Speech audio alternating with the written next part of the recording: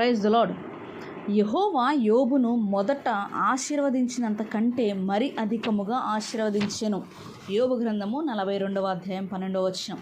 తన దుఃఖం మూలంగా యోబు తన స్వాస్థ్యాన్ని తిరిగి పొందాడు. అతని దైవభీతి స్థిరపడడం కోసం అతనికి అగ్ని పరీక్షలు ఎదురయ్యాయి.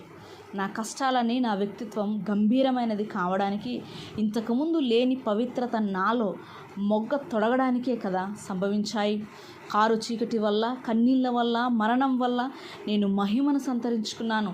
నా మధుర ఫలం అతి కర్కశమైన ముళ్ళ మధ్యనే పడింది.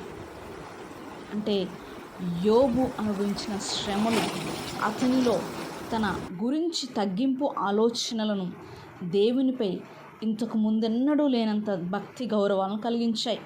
ఇప్పుడు నా కన్ను నిన్ను చూసింది అంటున్నాడు. నొప్పి వలన, నష్టం వలన నేను దేవుని మహిమను చూసి గ్రహించి నీ చిత్తం జరుగునుగాక అంటూ మోకరిల్లే స్థితికి రాగలిగితే అది నాకు లాభమే. దేవుడు యోబుకు తన భవిష్యత్తు కాలపు మహిమ దృశ్యాలు చూపించాడు. ఆ యాతన దినాల్లో యోబు తనకున్న ముసుగును తొలగించుకొని నా విమోచకుడు సజీవుడు అంటూ సాక్ష్యం ఇవ్వగలిగాడు. నిజంగానే ఇప్పుడు యోబు స్థితి మునుపటి స్థితి కంటే దీవెనకరమైనది. బాధ తనతో పాటు ఎప్పుడూ ఒక మేలును తీసుకొస్తుంది. బయటికి కీడులాగా కనిపించేవి మన లాభానికే అని తరువాత అర్థమవుతుంది.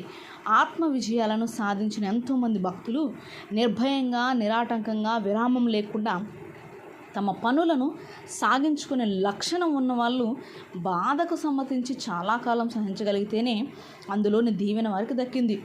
వేదన ద్వారా తప్ప కొన్ని రకాలైన ఆనందాలు అనుభవంలోనికి రావు. ఇహలోకపు దీపాలన్నీ ఆరిపోతేనే తప్ప పరలోకపు వెలుగు కనిపించదు. అరక దున్నితేనే తప్ప పొలం పంటనివ్వదు. శ్రమల ద్వారానే మన ఆత్మలు దృఢంగా రూపొందుతాయి. ఆత్మలో బలిష్ఠులైన వాళ్లకు బోలెడని గాయపు ముచ్చర్లుంటాయి. హతసాక్షుల మహిమ వస్త్రాలు అగ్నితో తయారై ఉంటాయి.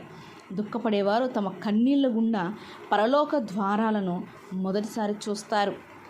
నీ గలిసీమపై తలతల మెరిసే పసిడిహారాన్ని చూసి గ్రహించాను.